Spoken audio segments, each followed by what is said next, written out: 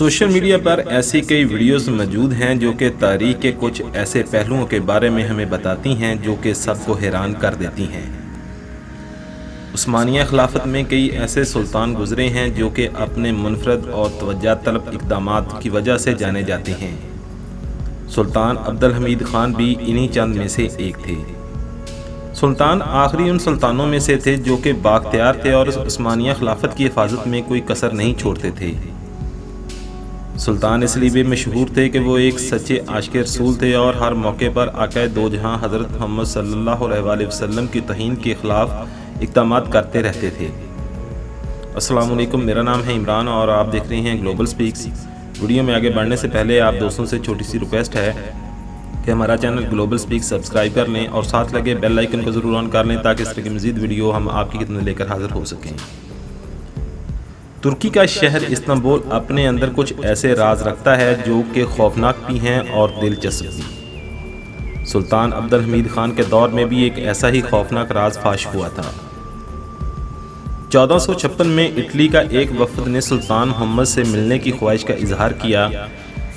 वफद इस हद तक सुल्तान से मिलने के लिए कोशां था कि सफ़ीरों को बेशकीमत तोहफ़े दे डाले ताकि सुल्तान तक रसाई मुमकिन हो सके।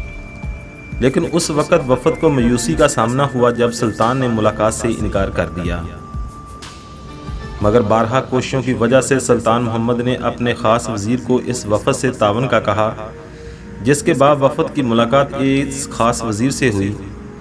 दरअसल ये वफद सल्तनत में मौजूद एक तालाबी इलाके बसलीका सितरान तक रसाई चाहता था।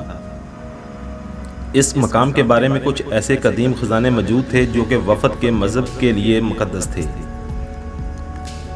लेकिन सुल्तान की इजाज़त के बगैर वहां तक रसाई नामुमकिन थी। यही वजह थी कि वफद ने एक बार फिर सुल्तान से मिलने की दरख्वास्त की। वफद की जानब से बताया गया कि इस मकाम पर कई कीमती खजाने मौजूद हैं जिससे हमें कोई सरोकार नहीं है, हमें सिर्फ एक ऐसी कब्र तक रसाई चाहिए जो वहां मौजूद है। वो कब्र दरअसल मेडोसा की थी।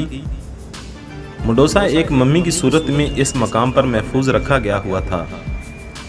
सुल्तान ने इस वफद की ये ऑफ़र मुस्तरद कर दी कि आप खजाने ले लें और हमें वो कब्र दे दें, और इस कब्र को एक खुफिया मकाम पर मुंतकिल कर दिया।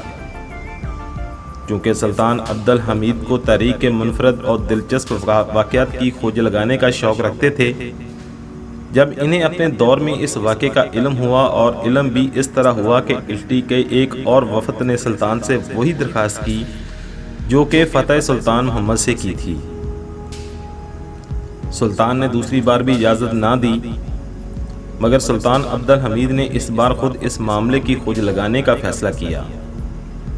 सुल्तान ने कबल तहकीकी अफसरान को इस पत्थर की कब्र के हवाले से तलब किया। जब सुल्तान ने इस कब्र को खुलवा कर देखा तो इसमें एक खतून मौजूद थी जिसके सर पर मौजूद बाल कुछ इस तरह के थे जैसे कि सांप हों। अगरचे जिस्म खराब हो चुका था मगर अब भी मौजूद था। लेकिन सुल्तान ने इस पूरे मामले में एक चाल चली, चूँकि अगर ये कब्र खुलती तो लोगों में अदम इत्माद और मुख्तलिफ ख्यालात परवान चढ़ सकते थे। यही वजह थी कि सुल्तान ने इस कब्र को बंद करके सहाफ़ियों के सामने पेश किया और मंतक के तौर पर यह कहा कि अगर इस कब्र को खोलेंगे तो अंदर मौजूद जो भी चीज़ें हैं वो ख़राब हो सकती हैं और हम इन्हें चाहेंगे कि तारीख़ी वर्सा ख़राब ना हो। हाल में ये कब्र मुल्ला फनारी ईसा जामे मस्जिद के मकबरे के पास मौजूद है, लेकिन अंदर कुछ नहीं है। ऐन मुमकिन है कि सुल्तान ने मेडोसा की लाश को कहीं छुपा दिया हो, लेकिन कुछ का ख्याल है कि शैतानी कुव्वत की तंजीम इस लाश को अपने साथ ले गए थे। कदीम यूनान में मेडोसा को एक ख़ास मकाम हासिल था। इस अफसानवी और खौफनाक किरदार का यहाँ आला मकाम हासिल था। बड़ी बड़ी नशीली आँखें, सांप जैसे लंबे बाल, खौफनाक चेहरा मेडोसा को मज़ीद खौफनाक बनाता था। अफसानी किरदार के तौर पर मशहूर मेडोसा के बारे में कहा जाता है कि इसे कोई आदमजाद मार नहीं सकता था, क्योंकि जो भी इसकी आंखों में देखता था तो वो तो पत्थर का हो जाता था।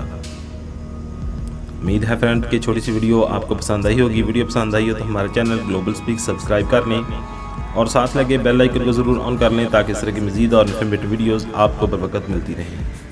ملتے ہیں کسی اور ویڈیو میں، تب تک کے لیے اجازت دیجیے، اللہ حافظ۔